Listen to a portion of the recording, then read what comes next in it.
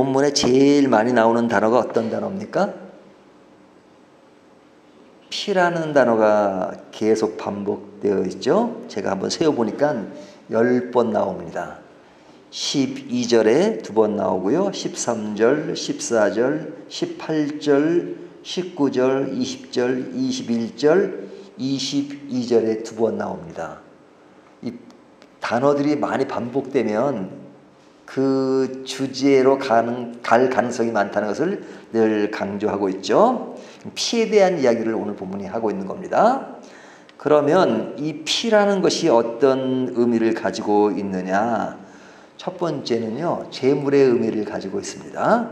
제물이죠. 제사 드릴 때 쓰는 제물. 그러니까 제물은 뭐예요? 죽는 거잖아요. 왜 죽느냐? 죄의 대가로 바쳐지는 것이니까 죽는 거죠. 그래서 18절과 22절을 보면요, 피 흘림이 없은즉 사함이 없느니라 그렇게 말하죠. 18절을 볼까요? 이러므로 첫 언약도 피 없이 세운 것이 아니니 그러죠. 또 22절을 보면 율법을 따라 거의 모든 물건이 피로써 정결하게 되나니 피 흘림이 없은즉 사함이 없느니라 이렇게 말하죠. 그러니까 죄에 대한 대가로 드리는 제물이다 이거죠. 자, 그러기 때문에 제물은 죽는 것, 그리고 그 죽는 제사를 드리는 것은 결국 살리기 위한 것이죠. 그래서 15절과 16절을 보면요, 이로 말미암아 그는 새 언약의 중보자시니 이는 첫 언약 때에 범한 죄에서 속량하려고, 자, 죄에서 속량하려고 죽으사, 속량하기 위해서는 죽는 것이 필요해요. 그 죽는 것이 제물이죠. 부르심을 입은 자로 하여금 영원한 기업의 약속을 얻게 하려 하심이라. 영원한 기업을 얻게 하는 것은 산 자에게 주어지는 것이죠. 16절에 보면 유언은 유언한 자가 죽어야 되나니, 유언은 그 사람이 죽은 후에 유한즉 유언한 자가 살아있는 동안에는 효력이 없느니라. 자, 유언을 했습니다. 그러면 이제 그 사람이 죽어야 그 유언의 효력이 발생하죠. 그 효력은 누구에게 발생하는 거예요? 살아있는 사람에게. 그러니까 삶과 죽음의 문제가 왔다 갔다 하는 겁니다. 근데 이 제물의 의미는 처음에 이야기한 것처럼 정결의 의미가 있다라는 것을 말씀드려요. 22절 율법을 따라 거의 모든 물건이 피로써 정결하게 되나니 피 흘림이 없은즉 사함이 없느니라. 그러니까 이런 제사를 통해서 정결하게 되는 것, 그것은 살게 되는 것과 같은 것이죠. 그래서 이 죽음은 속량과 관계되는 것이고 삶은 기업을 유업으로 받는 것, 그것을 이야기하는 거죠. 그러니까 이 피의 제사에는 뭐가 들어있냐면 하나님의 구원과 심판이 동시에 들어있는 겁니다. 그러니까 심판이라는 건 죽는 거잖아요. 죄에 대한 대가로 심판이 주어진 것이고 그 결과 구원이 이루어지는 겁니다. 그러니까 이 피라고 하는 것에 들어있는 상징적인 의미는 굉장히 큰 것이죠. 그러면 그 일을 어디에서 누가 행했느냐? 뭐 이미 지금까지 히브리서를 통해서 말씀드렸지만 오늘 본문을 통해서 다시 한번 반복을 한다면, 자, 이 제사는 어디서 드렸죠? 성막에서. 성막. 그래서 성막에 동물을 가지고 가잖아요. 죄 사함을 받기 위해서 동물을 가지고 갑니다. 그러면 그 동물에게 자기의 죄를 전가시키죠. 그러니까 원래 죄를 진 사람이 죽어야 돼요. 근데 사람이 죽을 수가 없으니까, 사람이 죽을 수 없다는 것은 하나님이 그렇게 은혜를 주신 거죠. 예? 사람을 원래 죽여야 돼요. 죄인이니까. 근데 그 죄를 동물에게 전가시는 거야. 내 죄를 동물리가 다 가져. 그리고 죄가 쓴 사망이니까 죽어야 돼. 내가 죽는 것이 아니라 죄를 전가하면 동물이 죄를 가지고 있는 겁니다. 그래서 죽이는 거잖아요. 그런 의미를 상징적으로 가지고 있는 거잖아요. 그러면 이제 제사장이 각을 뜹니다. 그래서 성막에 들어가면 제일 먼저 번제단이 있잖아요. 양옆에 각을 뜨는 그 테이블들이 있죠. 그리고 그 앞에는 그 물두멍이 있잖아요. 그러면 이제 뭐 동물 잡고 그러면 손도 씻고 다 그러겠죠. 그러면 이 각을 떠가지고 이 번제에 태우는 겁니다. 이 번제라고 하는 것은 우리 어떤 그 제사함을, 죄를 용서받는 그런 의미를 담고 있잖아요. 그러면 이제 그 각을 떴을 때 나오는 그 피, 동물의 피를 이제 성소에 들어가서 뿌립니다. 뿌리는데 이제 제사장이 뿌리는 것이고, 그건 성소에서 하는 것이고, 그리고 1년에 한 번 그 더 안에 시장을 넘어서 대제사장이 1년에 한 번 전체를 위한 대속죄제를 드리는 거죠. 그래서 그 속죄제의 그 언약궤 위에 있는 그 쟁반, 속죄소라 그러죠. 거기다가 이제 피를 뿌리는 겁니다. 그러니까 그 피는 어떤 피예요? 동물의 피죠. 사람의 피가 아닙니다. 동물의 피를 뿌려요. 그리고 어떤 속죄의 제사를 드리는 거죠. 근데 이 피는 처음에 이야기한 것처럼 그 죽음의 의미를 담기도 하고 또 정결하게 하는 것, 그 피로 정결하게 하는 것이니까, 그래서 이제 그 제사를 드리는 제사장도 죄인이기 때문에 정결의 의미로 자신을 위한 제사를 드리고, 또 죄를 뿌려서 육체를 정결하게 하는 것, 13절에 나오죠. 이런 모든 것들이 이제 제사장이든 백성이든 모두가 죄인이기 때문에 그렇게 하는 겁니다. 근데 이제 이 제사라고 하는 것은 이제 하나님이 설정해 준 거죠. 율법을 통해서 이렇게 성전에서 제사를 드리라, 이렇게 말씀하신 겁니다. 19절을 보면 모세가 율법대로 모든 계명을 온 백성에게 말한 후에, 자, 율법이 말하는 것이죠. 율법. 그 다음에 22절 보면 율법을 따라 그러죠.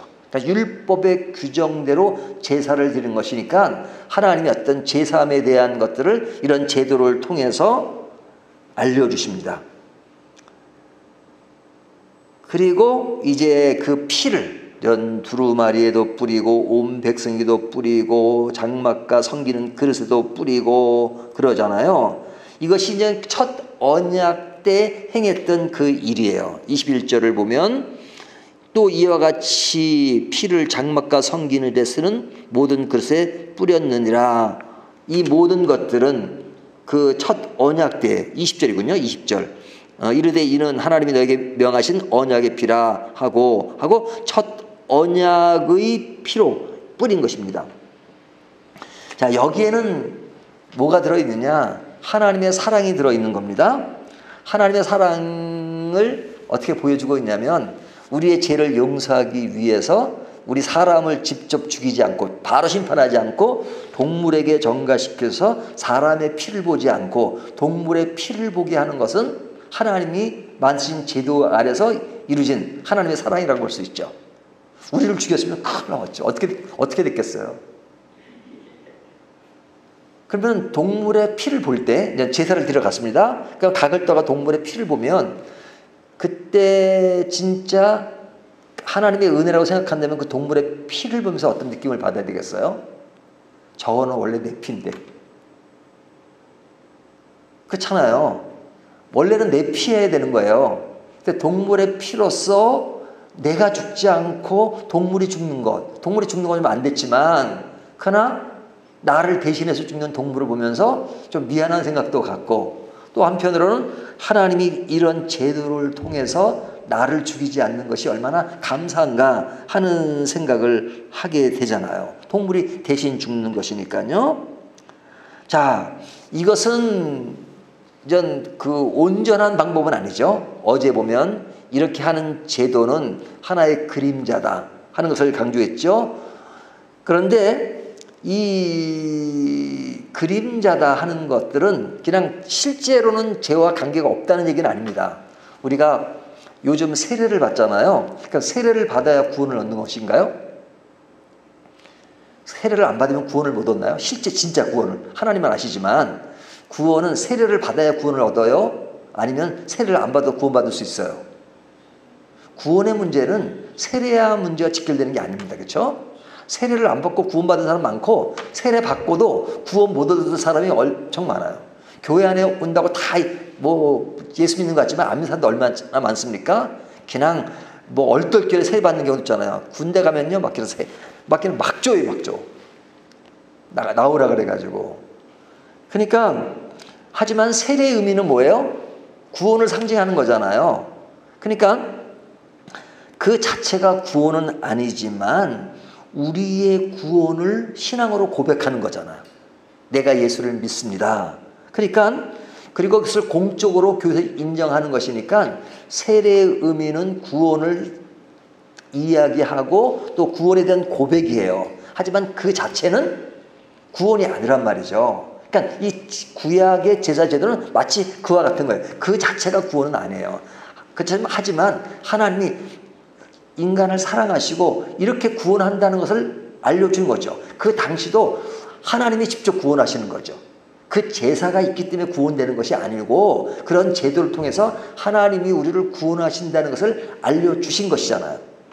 그러니까 이것은 그림자라고 말해요. 그림자. 실제 빛이 아니고 그림자다 이렇게 이야기하죠. 또 어떻게 이야기하냐면 모형이라고 얘기해요. 또 예표라고 얘기해요. 그러니까 모형이라는 것은 뭡니까? 우리가 이제 아파트를 얻기 전에 어디에 가봅니까?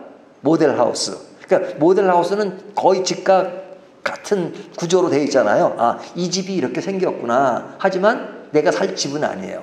그거는 그냥 임시로 만들어요. 그냥 모양은 비슷하지 않지만 뜯어보면 다 베니아판 조각으로 만든 게 대부분이란 말이죠. 하지만 모양은 비슷하죠.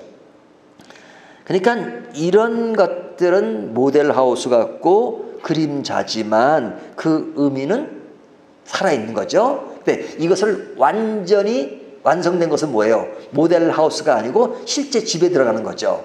그 실제 집에 들어가는 그 본체가 누구시냐? 바로 예수 그리스도신 거죠. 그래서 예수 그리스도가 오셔서 이제는 그림자가 아니라 빛이시고 모델하우스가 아니라 본 집인 예수님이 오셨습니다. 그리고 예수님이 오신 그 제사를 어떻게 설명하고 있냐면 11절을 보면요. 그리스도께서는 장래 좋은 일의 대제사장으로 오사. 자, 그리스도께서는 구약시대를 기점으로 보면 장래 좋은 일의 대제사장으로 오셨죠. 오셨어요. 그리고 이 분은 15절을 보면 이로 말미암아 그는 새 언약의 중보자이시니. 자, 새 언약의 중보자세요. 예? 하나님과 우리의 관계 중보자로 오셨어요. 그리고 이제 실체로서의 그 일을 행하시죠. 그래서 예수님이 드리는 그 성소는 인간이 만든 성소와는 다르죠. 11절을 보면 대제사장으로 오사 손으로 짓지 아니한 것 곧 이 창조에 속하지 아니한 더 크고 온전한 장막으로 말미암아. 이 장막은 온전한 장막이에요. 그럼 온전한 장막은 어디에 있는 거예요? 하나님 나라에. 그러니까 하나님 나라에 그러면 모양으로 이렇게 된 거냐? 모양이 됐다는 것이 아니라 예수 그리스도가 성소의 본체이신 거죠. 예수님이 성소이신 거예요. 그래서 예수님이 이제 우리를 위한 대제사장으로서 모든 중보자의 역할을 하시는데 그 분은 동물의 피가 아니라 누구의 피예요? 12절을 보면 염소와 송아지의 피로 하지 아니하고 오직 자기의 피로 영원한 속죄를 이루사 단번에 성소에 들어가셨느니라. 자, 동물의 피가 아닙니다. 예수님이 피예요. 그리고 단번에 이루셨다 그럽니다. 자, 그러니까 구약시대 때 동물의 피를 보면서도 아, 저것이 내 피인데 그러면서 실제로 그런 제사함의 의미를 살렸다면 이제는 하나님이 실제 자기 피를 우리에게 내보이시고 그것을 이루셨다는 것은 엄청난 거죠. 엄청난 거죠. 이 일을 누가 하셨느냐? 삼일체의 하나님이 하셨다고 얘기하잖아요. 14절을 보세요. 하물며 영원하신 성령으로 말미암아 성령님이 나오시죠. 흠없는 자기를 하나님께 드린 성부 하나님이 나오죠.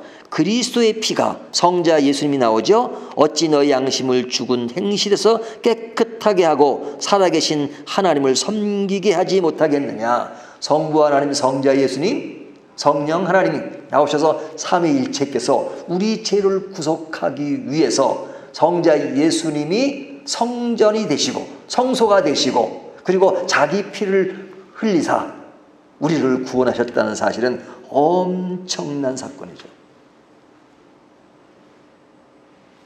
본질이 구원의 주체이신 그분이 우리를 위해서 피를 흘리시고 십자가에 죽으심으로 그 일을 행하셨다는 것. 그래서 그것으로 인하여 우리가 어떻게 됐어요? 깨끗하게 되었다. 이렇게 말하죠. 그리고 우리에게 영원한 기업을 주십니다. 15절 죽으사 부르심을 입은 자라고 영원한 기업의 약속을 얻게 하려 하심이라.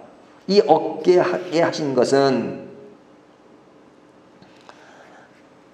그 예수님이 우리를 위해서 단번에 드린 바 됨으로 그런 일을 행하셨다는 것. 이것이 얼마나 감사합니까?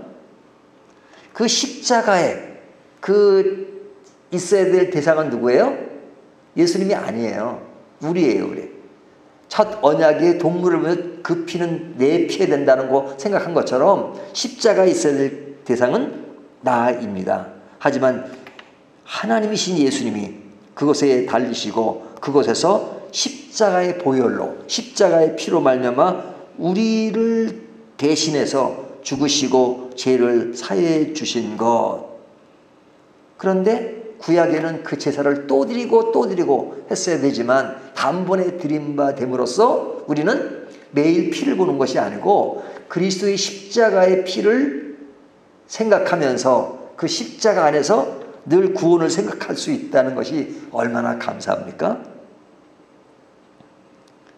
영원한 문제를 해결해 주셨어요.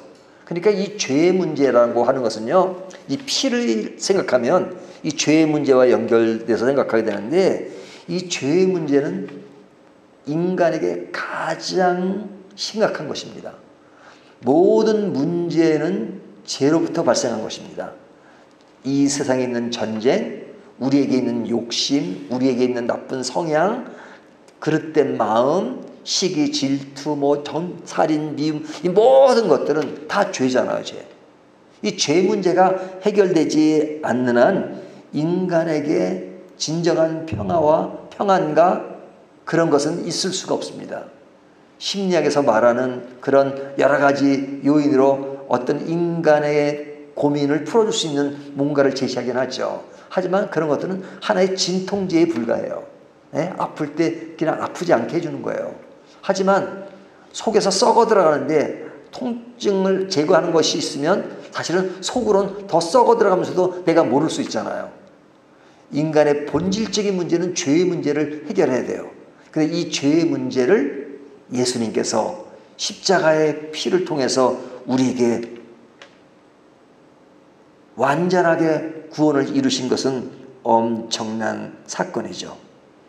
그래서 우리가 늘 십자가를 바라보면서 우리의 인생을 아름답고 기쁘게 살아갈 수 있는 것은 예수님께서 단번에 드린 바 되어서 이렇게 이루셨다는 것이 얼마나 감사한 일입니까?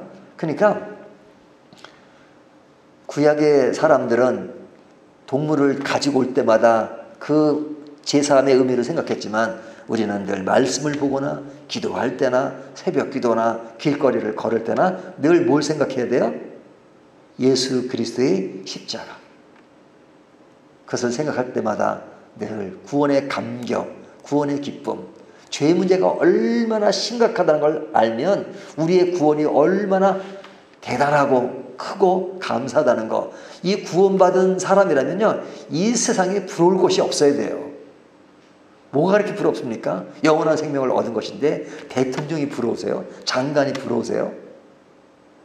출세한 어떤 그 갑부가 부러우세요? 아무리 모든 것을 갖추고 있다 하더라도 예수를 믿지 않고 죄의 문제가 해결되지 않았다면 그것은 아무것도 아닙니다.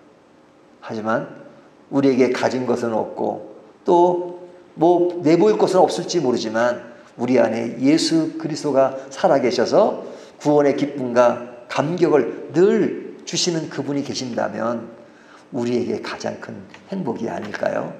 그 행복, 그것이 바로 우리들입니다. 오늘 이 말씀을 가지고 우리가 얼마나 행복한 사람인가를 다시 한번 확인하면서 더 기쁨의 길을 가는 저와 여러분이 되기를 바라겠습니다.